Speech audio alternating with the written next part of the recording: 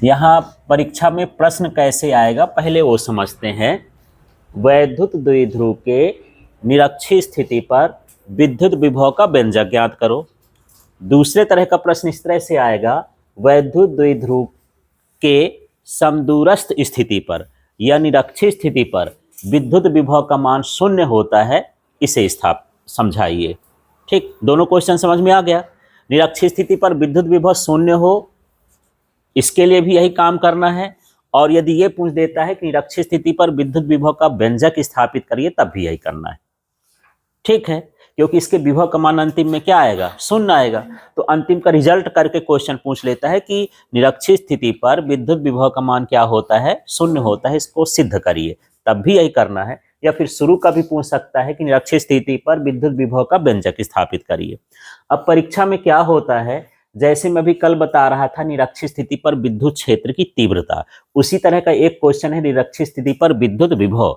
तो जब निरक्षीय या अक्षीय स्थिति आए तो आपको प्रश्न में ये देखना है कि विभव पूछता है कि विद्युत क्षेत्र की तीव्रता पूछता है। गलत सलत करके नहीं आ जाना है। जब तक आप प्रश्न नहीं समझेंगे तब तक जवाब अच्छे से नहीं दे पाएंगे। और इन प्रश्नों को और अच्छे से देखना है, जिसमें अक्षीय निरक्षीय आए तो उसके साथ आपको ये भी पकड़ना है कि विभव है कि विद्युत क्षेत्र की तीव्रता। ठीक है, तो इस तरह से ये चित्र बना है। चित्र बनाने में आपको पता ही होगा, इस साइड हमेशा क्या लिखते हैं, प्लस क्यू, इधर क्या लिखते हैं, माइनस क्यू। ये बीच का बिंदु क्या कहलाता है, ओ, और इनके बीच की दूरी को हम किससे दर्शाते हैं, आधी आधी दूरी को दर्शा लें, एल और एल। और यहाँ पर और लिखना चाहें तो इसमें लिख सकते हैं कि जो इसका मान है, ये अंडर रूट क्या होता है, R square plus L square. ये इस हिसाब से आता है कि ये कर्ण है और ये एक समकोण त्रिभुज है। तो समकोण त्रिभुज में लंब का वर्ग और धन किसका है, आधार का वर्ग, और कर्ण का वर्ग होता है। तो यदि कर्ण का वर्ग हटाएंगे तो रूट में लगेगा। ठीक है, तो इस तरह से इधर की इसका भी मान क्या हो जाएगा, आर स्क्वायर और क्या हो गया, एल स्क्वायर। क्लियर हो गया। और इस प्रश्न में इतनी चीजें बननी चाहिए जो मैं साइड में लिखता हूं, इसका मतलब आपको इतना बनाना ही पड़ेगा। यदि आप 10-20% नहीं जानेंगे तो फिर कुछ नहीं कर सकते हैं। तो इसमें आपसे ये चित्र बन जाए कि चित्र कैसे बनाते हैं, इसके बाद ये फार्मूला बन जाए। फिर आपको ध्यान रखना है कि प्लस क्यू के कारण विभव निकालना है, माइनस क्यू के कारण विभव निकालना है, कुल विभव निकालना है, और अंतिम का फाइनल रिजल्ट भी का मान कितना आएगा, शून्य आएगा। तो चलो यहाँ पर चित्र बन गया ना। अब चित्र के बारे में हमको लिखना है। तो चित्र में जैसे पिछली बार लिखते थे विद्युत क्षेत्र की तीव्रता वाले में, वैसे इसमें लिखना है। तो देखना, ध्यान से समझना। माना ए बी एक वैद्युत द्विध्रुव है जो प्लस क्यू और माइनस क्यू आवेश से मिलकर बना है। इसके बीच की दूरी 2l है। ठीक है, इसके मध्य बिंदु O से R दूरी पर P बिंदु है जो निरक्षीय स्थिति पर है, और इस पर विभव ज्ञात करना है। इस लाइन को लास्ट में ऐसे भी लिख सकते हो कि इस पर विभव ज्ञात करना है जो निरक्षीय स्थिति में है। तो दो चीजें आपको बताना है, आगे पीछे लिख सकते हो। ठीक, अब यहाँ पर हमको दूसरा स्टेप देखना है कि ये निकालना है। इस सूत्र का तो इस्तेमाल होगा, ये वाले स्टेप में आ जाएंगे। अब क्या निकालेंगे, प्लस क्यू आवेश के कारण P बिंदु पर विभव। लाइन समझ में आ गया, क्या बोलोगे, प्लस क्यू आवेश के कारण P बिंदु पर विभव। तो जब हम इसको निकालेंगे तो यहाँ पर मैं करते जा रहा हूँ, देखते जाना आप लोग। यहाँ लिख देता हूँ मैं V1, क्योंकि दो बार निकालना है। तो एक बार 1 प्लस के कारण और दूसरा 2 मान लेंगे माइनस के कारण। तो फार्मूला देखते जाओ, 1/4 pi epsilon not into plus Q upon. अब यहाँ पर ये भी देखना है, ये जो विभव है ये अदिश राशि है और विद्युत क्षेत्र की तीव्रता क्या थी, सदिश राशि। तो हम उसमें प्लस और माइनस नहीं लिखते थे आवेश के साथ, इसमें प्लस और माइनस भी लिखना है आवेश के साथ, ये ध्यान रखना है।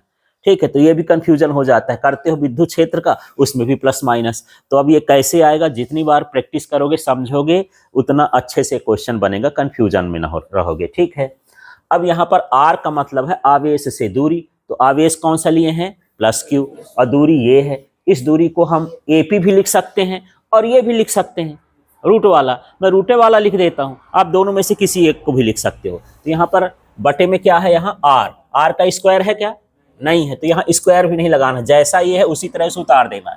तो क्या हो जाएगा, under root R square plus L square, और ये काम खत्म हो गया। इसको हम दे देंगे समीकरण 1।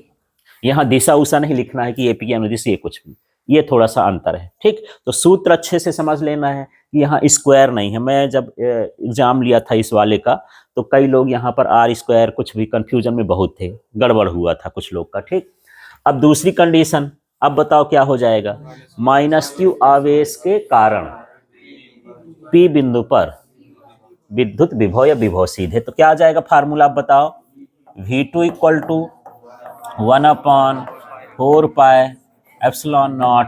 अब यहाँ क्या लिखेंगे, माइनस क्यू और अपॉन में क्या हो जाएगा, under root R square plus L square.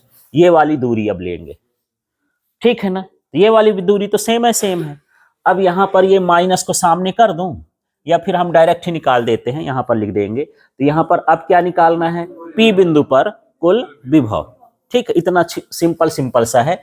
तो पी बिंदु पर कुल विभव है तो सीधे V इक्वल टू क्या हो जाएगा, V1 प्लस V2, इनको जोड़ देना है।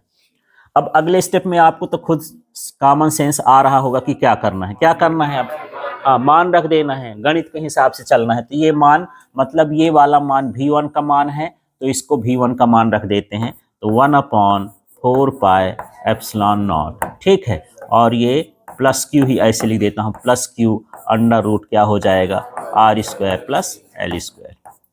क्लियर हो गया। आप आर इसकी जगह पर एपी भी लिख सकते थे, इसकी जगह पर पीबी भी लिख सकते हो, नहीं लिखना तो ऐसे भी लिख सकते हो। ठीक, अब यहाँ पर प्लस ही लगा देता हूँ, ये वाला पूरा हिस्सा उतार देता हूँ, ये जो उतरा है ना, तो क्या है 1/4 पाई एप्सिलॉन नॉट और ये माइनस क्यू अपॉन में क्या हो गया, under root R square plus L square. ठीक है, अगले स्टेप में क्या करते हैं, ऊपर के कोष्टक हटा देते हैं ना, तो क्या हो जाएगा, V equal to 1/4 pi epsilon naught और ये Q अपॉन क्या हो जाएगा, under root R square plus L square. अब ये प्लस है, यहाँ क्या है, माइनस है, इसका कोष्टक खोलेंगे तो माइनस इधर ले आएंगे, तो क्या हो जाएगा, माइनस 1/4 पाई एप्सिलॉन नॉट और ये Q अपॉन अंडर रूट क्या हो गया, R square plus L square. Clear हो गया। अब यहाँ पर हम देख लेंगे कि दोनों तो बराबर ही हैं और बराबर को बराबर में घटाओगे तो कितना आ जाएगा, 0। आप इसमें दो तरीके इस्तेमाल कर सकते हो कि चलो यार हम इसको कॉमन ले लेते हैं, तो कॉमन निकालेंगे तो देखना क्या हो जाएगा, 1/4 पाई एप्सिलॉन नॉट और Q upon under root R square plus L square, ये दोनों में है। तो यहाँ बचेगा क्या, जब ये पूरा का पूरा यहाँ से निकल गया तो इसकी जगह पर क्या बचेगा, 1, तो यहाँ 1 हो गया, फिर ये माइनस लगा है, फिर यहाँ से यहाँ तक पूरा निकल गया तो फिर क्या बचेगा, 1 है ना, 1 में से 1 जाएगा तो कितना हो जाएगा, 0। तो यहाँ पर ये हो जाएगा V बराबर 0, फिर लास्ट में लिख देंगे, अतः यहीं पर वैद्युत द्विध्रुव के निरक्षीय स्थिति पर विद्युत विभव का मान 0 होता है। इतना करके हमको छोड़ देना है। ठीक है, क्लियर हो गया, तो चलो करो आवा।